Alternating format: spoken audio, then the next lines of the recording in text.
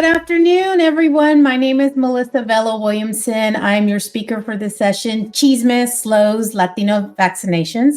And I'm so very excited to speak to you.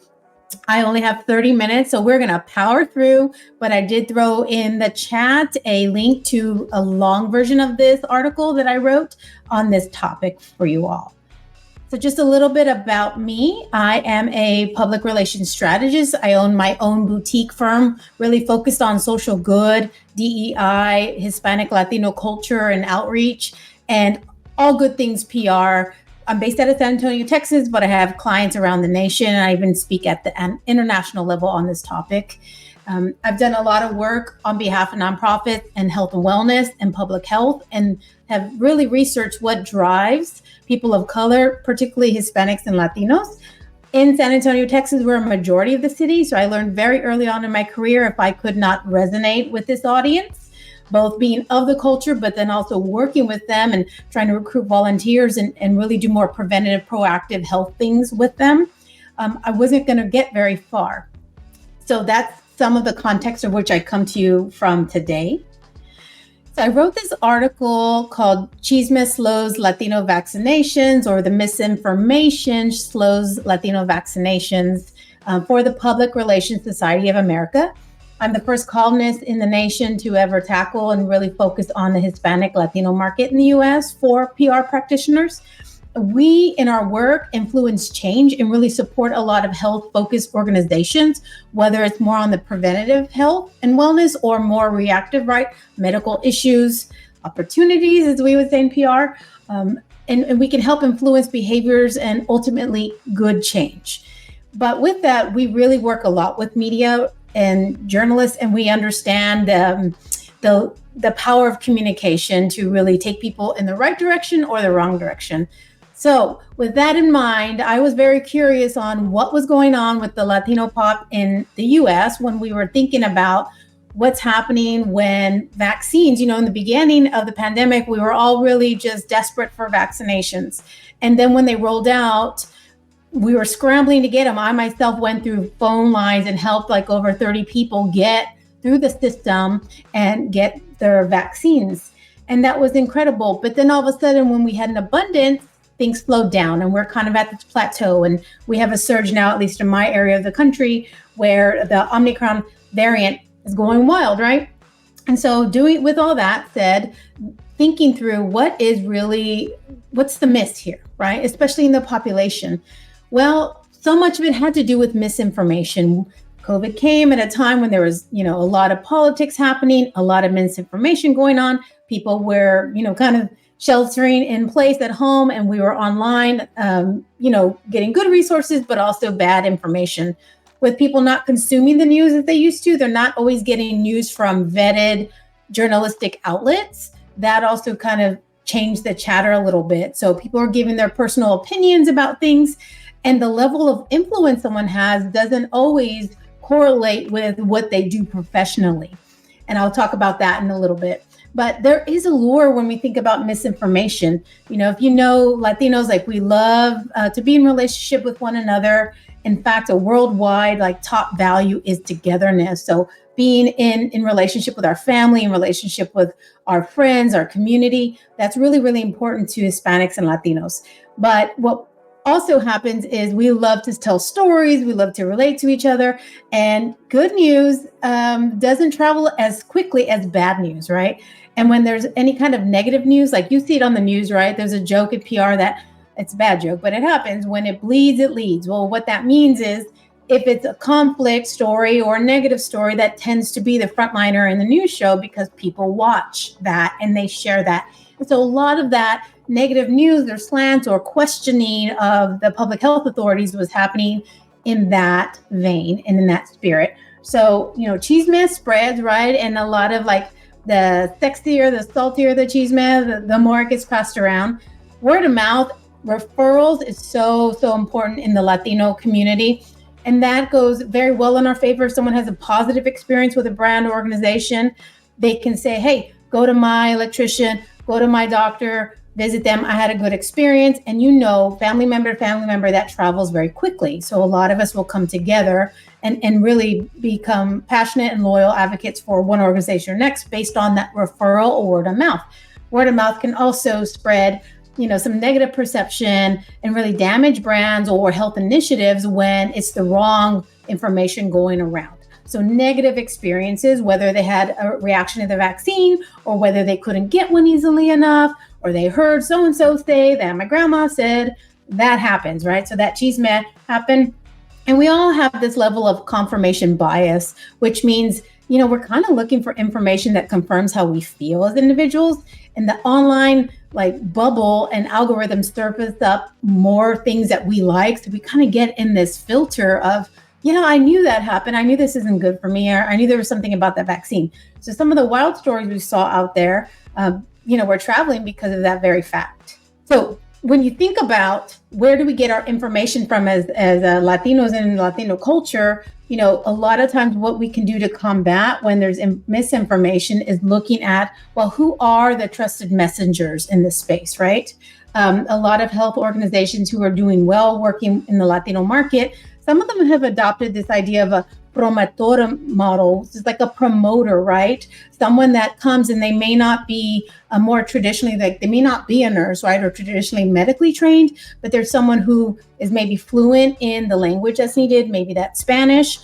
Maybe that's being more bilingual. Someone that's very hyper local. So a lot of cities, like the south side of that city is, very connected, and it is very person to person, mano y mano, kind of conversation. So promotoras can kind of come and speak on behalf of the health organization, are seen as a little less biased and help bridge the gap between misinformation, miscommunication. They're the ones who can go door to door or sit with clients in their homes, help sign them up, help bring the vaccine to them. So that's something that's really working in the communities. And something you can consider for organizations. But there is some distrust in health workers or the healthcare system based on all kinds of chisme, right? All kinds of bad experiences or all kinds of unknowns. And so using a promotora maybe to bridge that gap is one strategy that could be helped. And it really becomes that referral. So that person has trust in that community, and that social proof can go along with them. And as you may know or may not know, this is an image of the very, very hot movie Encanto, Disney's latest and greatest, that portrays the all Latino family from Colombia. What was really eye-opening to me about this movie and in the movie Coco about Mexican families was that the center of the movies and the center of the family and the top influencer for what they did or didn't do was the abuela. So you always want to think about in your communication, are we, the great films, Xavier, are we focused on abuela? Have we met, you see, she even looks a little saucy there, right? Have we met her communication needs, her mistrust, her fears? Are we speaking to them? Because if we can change her heart and mind, the whole family will be on board. And that's a great strategy for this kind of work. So clearing up that misinformation is going to be a continual issue with any kind of communication around COVID-19, vaccines, and anything that's just misunderstood, right? So you want to be seen as a trustworthy source of information, like you are the broadcasters for that message. And what I would advise most people to do is get to know your market very closely. Ask what their needs are, what their challenges are. Language is very misconstrued in terms of Latinos. The more acculturated or the longer you've been in this country, the more likely you are to be English dominant. And that can be misunderstood. But that doesn't mean that, new to the country or some of the older, like the abuelas who, maybe stayed very close to Spanish, couldn't use those materials. So a nice crossover is to try to think bilingual. Is there a way we can offer English and Spanish materials? And making sure those Spanish materials are transculturated, meaning they're not just a direct translation from Google Translate, because, that's not going to be well received. It's not going to be well read. And we want to have the same respect, a lot of respect for our Latino communities, especially the elders. That's very, very important to the culture. And it's very, very important to this messaging. So invest in that if you have a high Spanish speaking audience. But bilingual covers both bases, both in terms of for your consumers, but also media you may work with in this space. And then just talk to the fears, talk to the top concerns they may have. Like, the citizenship requirements has been a question and an issue and a fear this whole time. Like, is this really free? Because I heard that so-and-so got a surprise bill in the mail. I thought I had insurance, I needed insurance, I didn't need insurance. Missing work, or how do they fit it in their schedule? Because either it was hard to get to the places where vaccines were available, or they didn't want to be so sick from the vaccine that they miss work. Like, that's something you should directly address, right? And then those fears, like, what are the fears? I know now we're in like the booster phase in my community. So addressing the fears that like the booster is not going to make things even worse, or I've heard even within my family news stories about, well, now this time your cousin, we got the booster, I'm like, yes, mom. But out of all these people, and also got it with the flu, that was probably really tough on his system. So think about that as what you do is like, is there some way we can directly message against what we're hearing and attack the Chisme, right?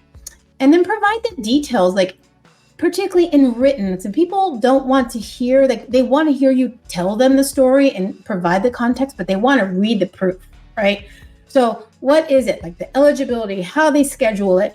Remember, not everyone's online, not everyone's comfortable online, not everybody has all the information that they want to share online. So what can we do and bring the vaccine and information to you in multiple channels? We're very much a multiple channel way. So think print, right?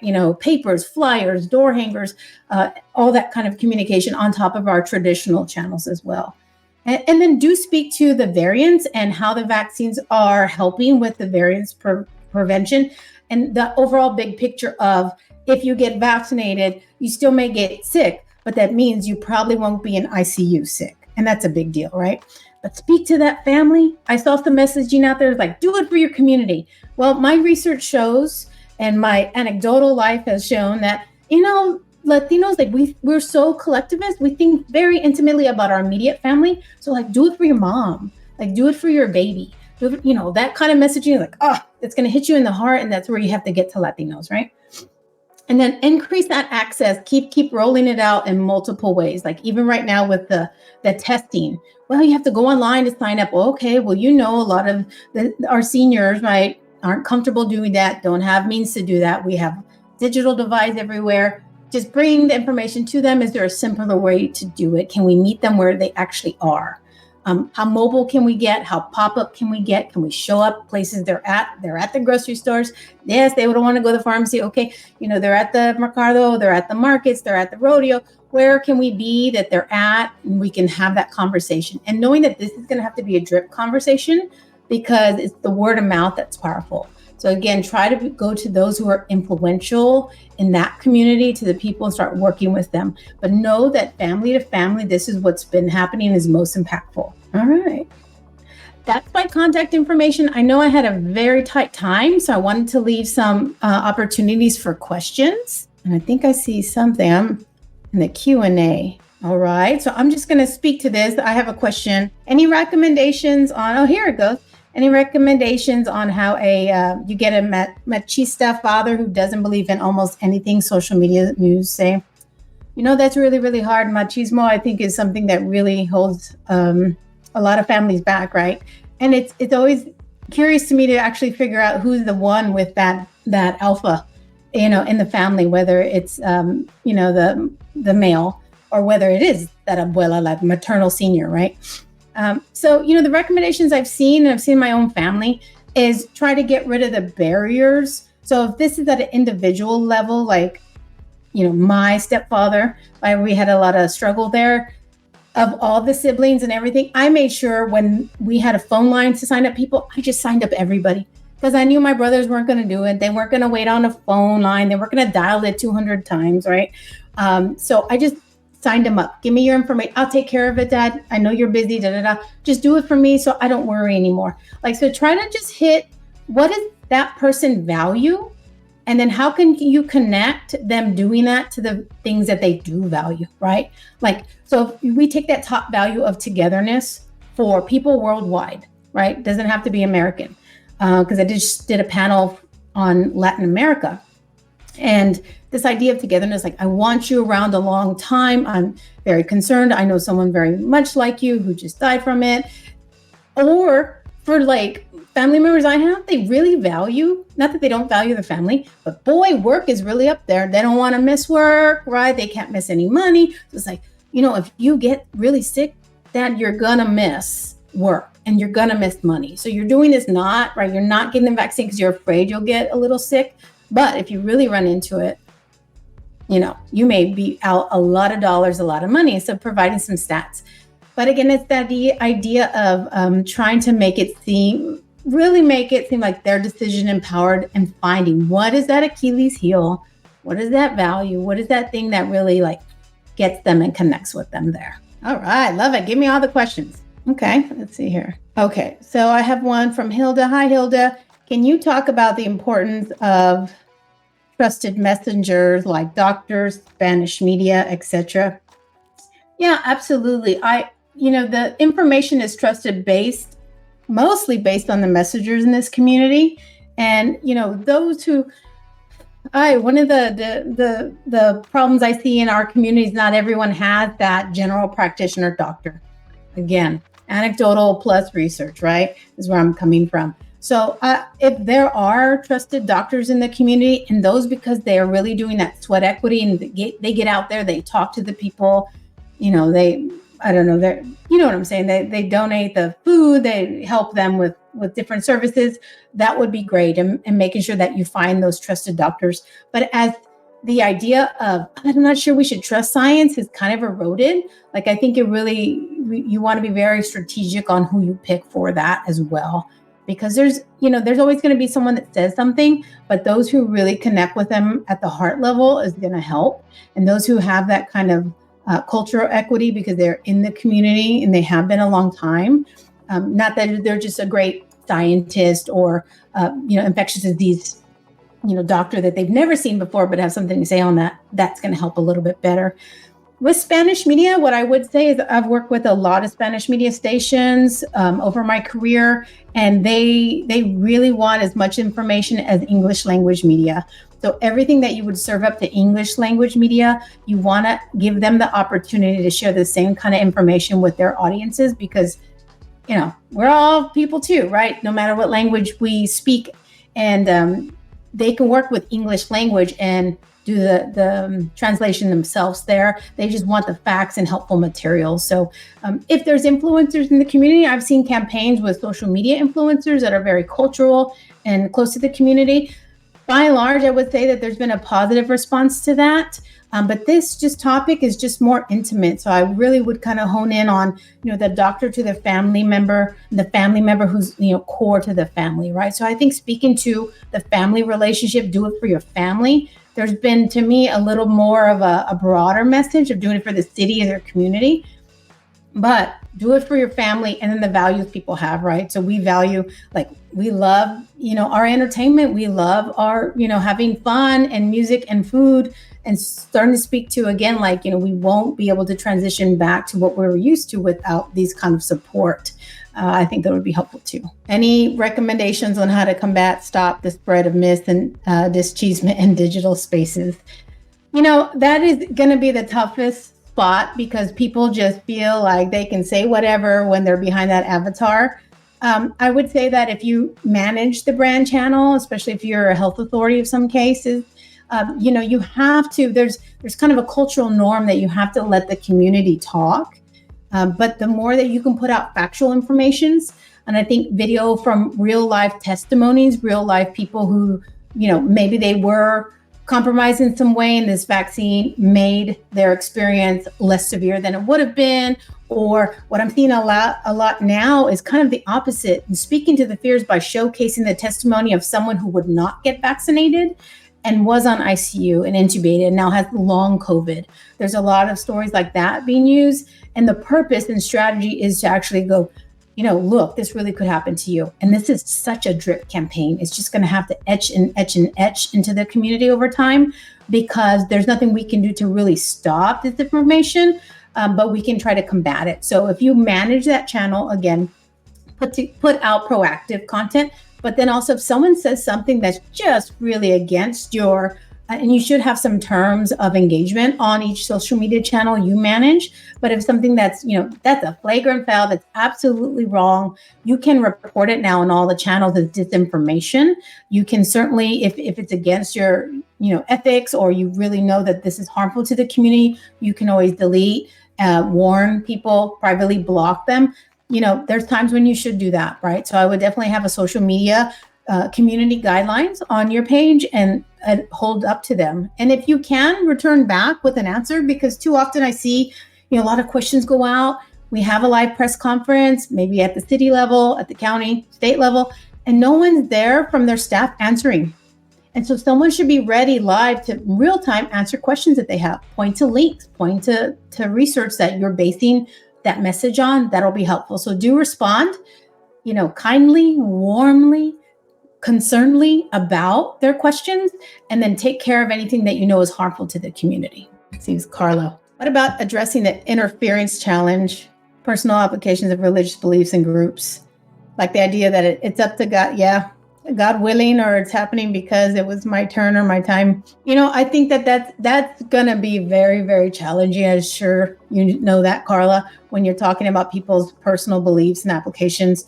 I think when you're talking to the group, and what I've tried to really help support on the faith level, is they have been trying to work with the pastor or the priest at the church level. And I have seen that around the Catholic community, for example, and where they talk to the bishop or they talk to the priest, it's got a lot of influence. And if they can get them on board to actually bring the vaccines there, to actually talk to the congregation about that, this is God's will. God's will is that you have an opportunity to beat this. And that's through these different forms, right? Wearing masks, vaccinating, whatnot. That has been helpful in some groups, and particularly if you want to get to some of the elder members who maybe that abuela is very connected to that church. I know in my family that grandmothers have been very, very connected to the Catholic Church, for example, and there's a lot of influence there. Know that, a religious point of view may then stir other people to kind of cross their arms and go, well, then now I'm not doing it. So that's why you're going to have multiple types of influencers and multiple channels of communication, but really addressing the top concerns that they have, and that real trustworthy type information through those different channels is what's going to be powerful. So I think, again, it's speaking to that, but using the right voice when you do so is really going to be imperative for that. Let's see here. I think it says, how about this LA County? In LA County, we used to hold media briefings specifically for Spanish media. It got nowhere near the engagement that the English briefings had. Reporters did not ask questions, thought as to why. The briefings I've seen, especially in a community that is quite bilingual like mine is, in LA County, I'd imagine is as well. I think it's that, so there's a cultural norm called like respeto. And forgive me if I didn't, roll my R right. I always have trouble with that. But this idea of respect and this deep respect for authority, and you don't question authority. And quite honestly, sometimes I see that in Spanish journalists as well, right? Or a lot of times they'll send out the videographer, the photojournalist to go capture it. And, all the English language has asked all the questions. So they're monitoring each other. They get the information for each other. But I would say culturally, you might be running into that respect for authority. We came here to capture. You held your press conference and your briefings. We're good. And so that may also spur you to say, you know what? We need to make an extra effort when we're working with Spanish media to give them a little more detail, or, work with them relationship, maybe off camera, to build that trust so they know they can ask us the tougher questions, the deeper questions. Or if you know what? I get these frequently asked questions from the English language market. I better go ahead and speak to that in Spanish. And I think that could really help bridge that gap a little bit. Let's see. I'm trying to look through this. This is such a cool platform. Any other questions here? Love it. And I also did link. Oh, I thought I linked here. I will grab it real quick. I'll link to the longer form article on here. And I would love to connect with any of you all on LinkedIn. If you want to start a conversation there about this, I think we can all learn from each other. And I think that there's so much to be done. So if you have best practices, I'd love for you to put it in this chat or Q&A for me to kind of talk about, because this is something that I think we've been talking about. We're flying the plane while we're literally in the sky. going through a ton of turbulence, right? And I've had this talk this last 2 years talking about how do you communicate during turbulent times.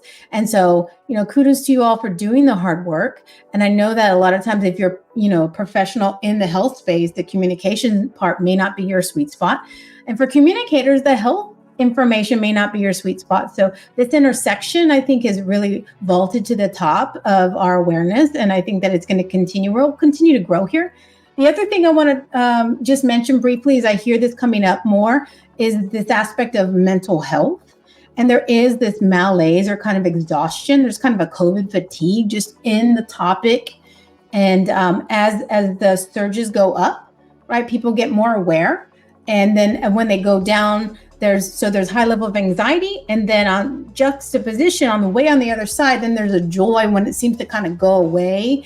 And then we're like calm again too. So I think just trying to continue access and the conversation, even when numbers get low again, will be great. And, again, we just got to keep talking to each other, learning from each other, sharing information, what's working in our communities. Look for those best practices like you're doing today, and let's share with each other, because it's not going to be, no group is monolithic. Latinos, Hispanics are not monolithic. Right now, communication-wise, we can't even agree universally on a term, right? And so it's a lot about getting to know your market, your community. Who are you talking to? Asking them for their feedback, asking them for their concerns. Have we addressed this? Have we wrote about it? Do I have research that supports it? Do I have someone who can speak to this that's well liked and listened to? And just keep trying. And I think that as this has evolved, our variance has evolved, how we vary our communication should too, but just knowing these core fundamentals about the culture is going to be helpful too. Great. See any more questions? Wonderful. I was going to see here too.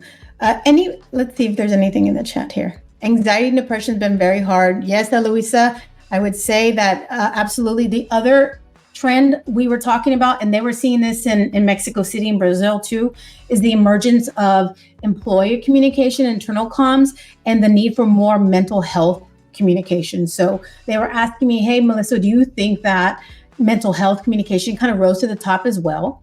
Do you think that'll continue? And my answer is yes. I think we don't know the ramifications, like the deep-seated, unsaid ramifications of all of this, and it's going to be coming out for the next coming years.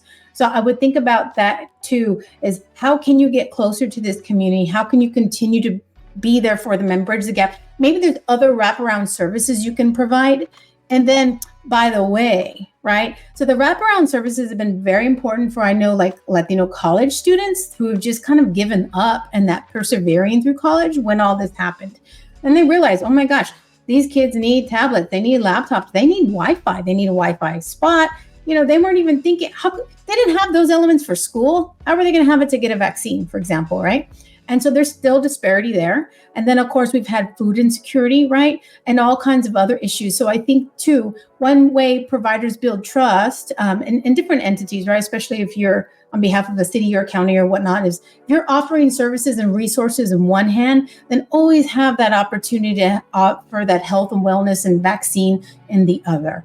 And as time goes on, and once things become a little more, FDA approved and mandated, I think it will intersect to come together more like our other vaccines in our lifetime. But part of it is just keeping people calm, trying to make them happy, trying to make them feel warm, that they're respected, their opinions respected, because especially for the more machismo Latinos, I think that that's going to help the conversation. And knowing that, at this point, the conversion is going to be a one-by-one. It's going to be harder to scale, but every life is important. And I think if we keep that in mind, we'll do well. Thank you, Carlos. I hope you all look for me on LinkedIn. I'd love to stay connected and keep sharing with each other. And for my friends at Salud, I don't know how this ends, so you all tell me what to do. But it's been my great pleasure being here with you all.